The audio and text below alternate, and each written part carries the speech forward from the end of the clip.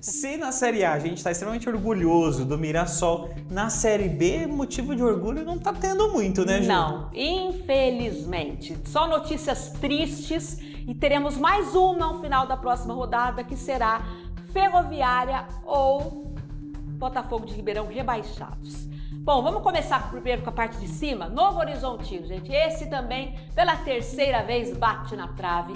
Mais uma vez contra o Goiás no meio do caminho. O Goiás que tem sido uma pedra no sapato do Novo Horizontino. No último campeonato, também por causa de uma vitória do Goiás, o Novo Horizontino também não conseguiu o acesso. E ontem a equipe acabou perdendo para o time de Fábio Carilli. Fábio Carilli, que conseguiu o acesso na última temporada da Série B no Santos e agora tenta fazer o mesmo na equipe do Goiás e tem a grande chance de vencer na última rodada, que é no próximo fim de semana, já está na Série A novamente a equipe do Goiás, mas tem muito time aí disputando, daqui a pouco nós vamos mostrar a tabela, tá tudo muito apertado, mas fato é que pro Novo Horizontino acabou. Tá aí, ó, o Goiás venceu com o gol de Anselmo Ramon, que realmente esse gol era para ter acontecido, porque o Fábio Carilli pensava em substituir o Anselmo Ramon antes do gol, ele já tinha feito a preparação ali, ele ia substituir o atleta até que o gol saiu, aí ele nem fez isso, né? Deixou o atleta em campo, o Anselmo comemorou bastante, resultado importantíssimo para o Goiás, dependia muito dessa vitória para seguir sonhando com a Série A, assim como o Novo Horizontino, que até se tivesse conseguido um empate, ainda tinha chances matemáticas, mas agora nem isso. O Novo Horizontino ainda teve um gol anulado por impedimento no final, e questionou-se muito a arbitragem, se realmente estava impedido ou não. Para alguns não teve impedimento, para outros foi aqueles lances bem ajustados, por isso que a gente torce para que o impedimento semiautomático venha e realmente ajude dessas questões, mas fato é que perdeu, o resultado foi mesmo 1-0, a torcida do Goiás comemorou muito e o Novo Horizontino vai ter que tentar mais uma vez no ano que vem.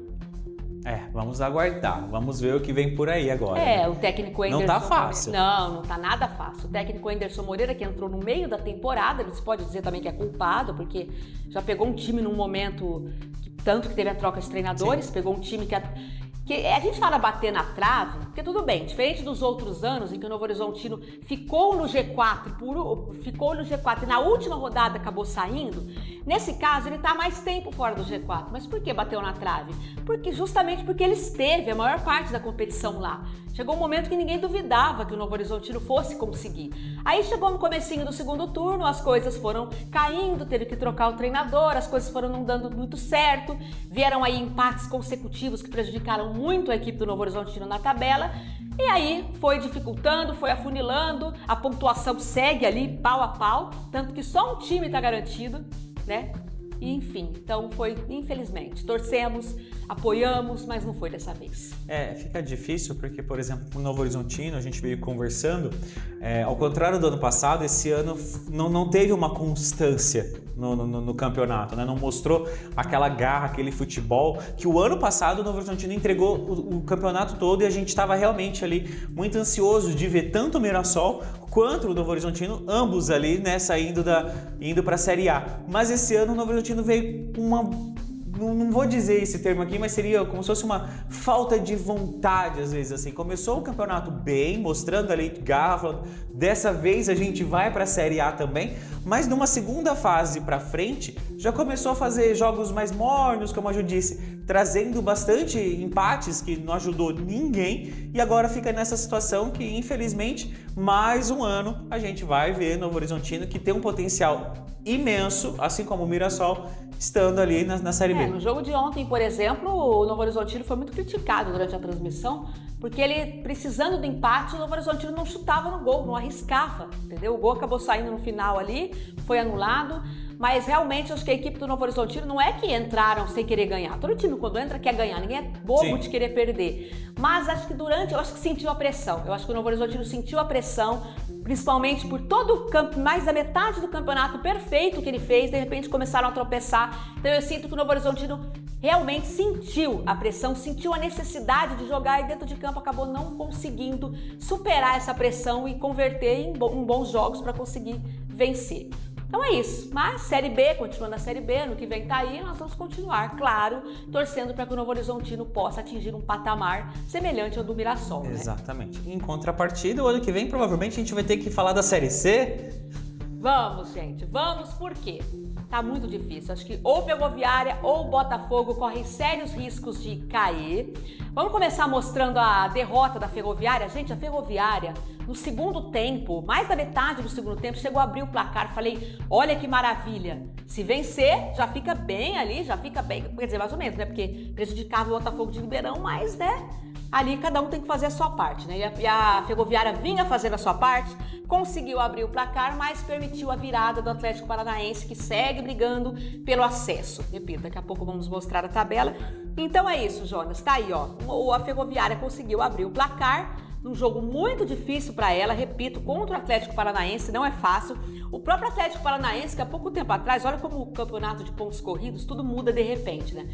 Até pouco tempo atrás, o Atlético Paranaense não estava nem perto de brigar pelo acesso. Estava mal na tabela, chegou a ficar da parte do meio para baixo e foi numa crescente no segundo turno e conseguiu aí fazer bons jogos e agora está brigando, aí, disputando para subir. Então é isso, teve o jogo aí com a Ferroviária vencendo, teve a chance de segurar, era só dar aquela segurada no placar, mas acho que se desesperou. Ao mesmo tempo o Atlético Paranaense foi para cima porque sabia da importância do resultado e aí virou para 2-1. Os gols do Atlético foram marcados por João Cruz e pelo Renan Peixoto, já nos acréscimos, pouco mais de 5 minutos de acréscimo, e o gol marcado pelo Fábio Soares acabou não resolvendo nada a vida da Ferroviária, que agora precisa vencer de qualquer maneira e ainda torcer contra o Botafogo de Ribeirão para conseguir se manter na Série A.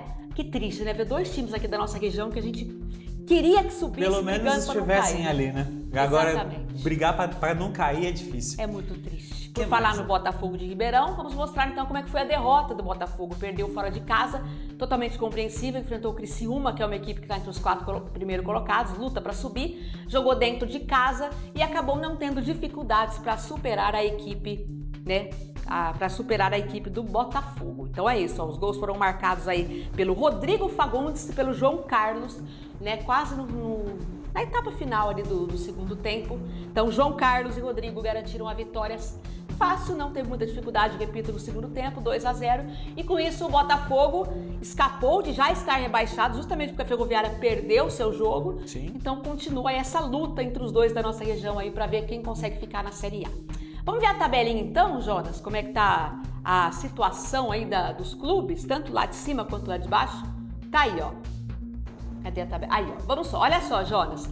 Coritiba tá tranquilo, já garantiu o título, ninguém mais alcança o Coritiba, nem mesmo o Atlético Paranaense se vencer, então o Coritiba já tá tranquilo, tá garantido já o seu acesso e também o título. E olha a curiosidade, o técnico do Coritiba é quem? É Mozart, que subiu o Mirassol no ano passado.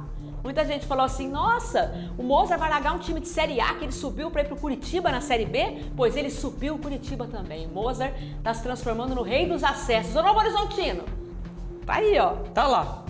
Tá uma oportunidade aí, ó. Quem sabe o Mozart não pode comandar o time aí. Já tem 2 acessos seguidos na carreira, hein? Por que não? Então a situação é essa de cima da tabela. Olha só, daqui a pouco o Curitiba tá bravo comigo, né? Quer tirar meu técnico? O que é isso, poxa? O Curitiba, então, líder e campeão, já tá na Série A, 65 pontos. Agora ainda brigam pela vaga. Atlético Paranaense e Criciúma. Atlético Paranaense tem 62, Criciúma tem 61. O Goiás vem logo em seguida, subiu 2 posições e tem 61. A Chapecoense, matematicamente, também tem chances com 59. Remo também tem chances com os mesmos 59 pontos. Quer dizer, vai ser aquela classificação ali, aquele acesso decidido tudo no detalhe mesmo, no último jogo, porque tá tudo entrelaçado ali. Novo Horizontino com 57 não tem mais chances. Agora vamos ver a parte de baixo da tabela, como é que ficou. Tá aí, ó, o Botafogo, 16º com 41 pontos, e a Ferroviária, 17º com 40. Amazonas, Volta Redonda e Paysandu já não tem mais chances de acesso, nem de escapar. Então, fica ali entre Ferroviária e Botafogo. Um deles a gente vai lamentar, vai ficar pelo caminho, e outro vai seguir na Série A. Vamos aguardar. E tem também, ó, o Atlético também. O Atlético tá arriscado também. Também pode acabar caindo, ó.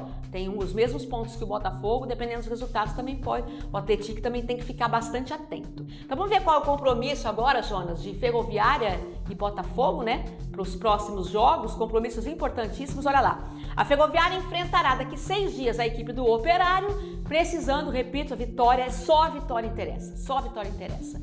O jogo acontece no Germano Kruger, lá em Ponta Grossa, acontece no domingo. E o próximo jogo do Botafogo agora, o Botafogo, por sua vez, enfrenta o Avaí, que também não tem chances de acesso, mas também não cai.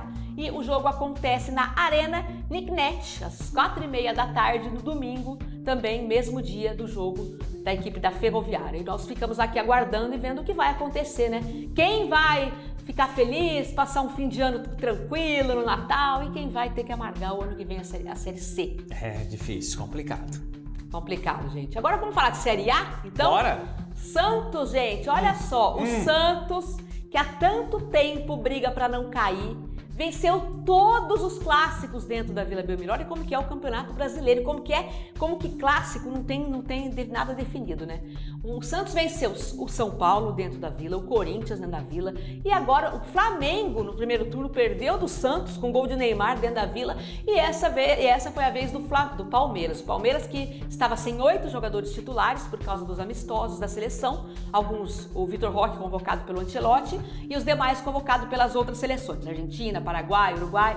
Então o Palmeiras estava muito desfalcado, ainda assim tem jogadores fortes no banco de reserva. Fez um jogo pau a pau, bastante equilibrado com a equipe do Santos. O Santos foi melhor na primeira etapa, embora não tenha tido grandes oportunidades, assim como o Palmeiras, teve uma para cada lado, chances efetivas de gol. Na segunda etapa o Palmeiras fez alterações, colocou o argentino Flaco Lopes, que foi o único que a Leila conseguiu trazer no jatinho para esse jogo.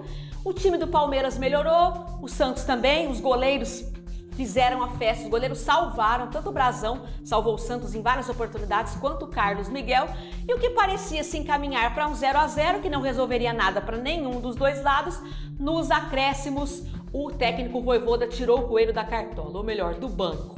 Tirou o argentino Roleiser, que entrou e fez o gol da vitória, já nos acréscimos mesmo, e aí foi só comemorar. O Santos, que precisava muito da vitória, agora está fora da zona de rebaixamento, ainda corre riscos, mas respira mais aliviado, e tem agora o Mirassol, como nós já citamos aqui no meio da semana, Mirassol querendo garantir a vaga para a Libertadores e o Santos querendo de uma vez por todas espantar as chances de rebaixamento. Nesse caso eu vou torcer pro Mirassol mesmo, tá? Será? Eu vou continuar torcendo pro Mirassol. Eu achei que você torcer pro Neymar, achei. Nem tá jogando. Eu sei que eu vou continuar torcendo pro Santos. O Neymar que tava bem calminho, viu? A dura do final de semana serviu. Tava bem calmo no jogo. Não gritou com o juiz, não gritou com os jogadores, tava bem calminho, bem calminho. E quem se deu bem nessa história toda foi o Flamengo, né, gente? Que com 2 a mais, lógico, não teve dificuldade nenhuma para golear o Sport, que já estava rebaixado, não tinha mais chance nenhuma. O Sport ainda saiu na frente com o gol do Pablo, né, dando aquela esperança, mas aí o Sport por si só acabou falando, quer saber, vamos deixar o jogo mais fácil. Perdeu 2 jogadores de forma boba, em faltas ali, receberam cartões amarelos ali, 4 cartões amarelos, bem de acordo com as avaliações, bem dados os cartões amarelos, bem aplicados, na verdade. E aí acabou perdendo 2 jogadores. E com 2 a menos ficou quase impossível o Sport conseguir segurar a virada do Flamengo. E que virada! 5-1, com gols do Luiz Araújo, gol do Olávio, Bruno Henrique, que tá jogando como se não existisse amanhã, como se nada tivesse acontecido, segue jogando. Ayrton Lucas e Douglas Costa fecharam a goleada. 5-1, com isso o Flamengo volta a assumir a liderança, 3 pontos à frente do Palmeiras. Olha esses times, hein? Tem final de Libertadores disputando. O Campeonato Brasileiro estão ali, disputando ponto a ponto. Olha que duelo, hein? Palmeiras e Flamengo, sem dúvida, nos últimos anos, têm sido os times protagonistas aí de grandes decisões, né? Vem aí por trás o Botafogo, que ganhou Libertadores, o próprio Fluminense, mas o Botafogo e Palmeiras têm sido as equipes mesmo mais consolidadas. Botafogo não, Flamengo e Palmeiras têm sido as torcidas mais consolidadas, os times mais consolidados na competição. Muito bem. E agora? Seleção. Vamos fechar. Eu tenho medo de falar da seleção. Por quê, Jonas? Mas foi bem, né? Foi bem, venceu. Seleção brasileira venceu a equipe do Senegal 2-0. O jogo também tranquilo para a equipe brasileira. Destaque para o menino Estevão, menino da base palmeirense. Que saudade do menino Estevão, atualmente jogando no Chelsea. E tá jogando muito bem. Marcou gol em todos os jogos sob o comando do Ancelotti. Marcou vários gols. E também, graças a ele, foi aberta ali o placar para que o Brasil conseguisse uma vitória no amistoso. Vale alguma coisa ainda? Não. Mas vale para treinar, para preparar o time, para ver se tá tudo bem. E ó, depois do Estevão abrir o placar, o Casemiro fez esse gol lá. Ó, esse foi o primeiro gol, ó. Bonito gol do Estevão, bateu muito bem na bola. Esse menino não tem dificuldade alguma para dominar e fazer o que é preciso. Ó. A bola sobrou para ele, não pensou duas vezes. Bateu de primeira e gol. E aí, ó, em cobrança de falta ensaiada, Estevão deixa a cobrança ali pro Rodrigo, que a bola sobra então, que cruza para Casemiro e o Casemiro faz esse golaço também, ó. Chutou ali, olha, quase que no ângulo ali, sem chance. Goleirão não tinha o que fazer, né? O goleiro foi para cima ali, fez o que tinha que ser feito, mas não tinha como. Então, vitória importante para a equipe do Ancelotti, que quer já definir o quanto antes os seus convocados para a Copa do Mundo, que já está aí. No ano que vem já temos Copa do Mundo. E o Ancelotti quer definir o quanto antes toda essa situação envolvendo a sua seleção. Agora teremos um outro jogo na data FIFA, aí nessa próxima semana.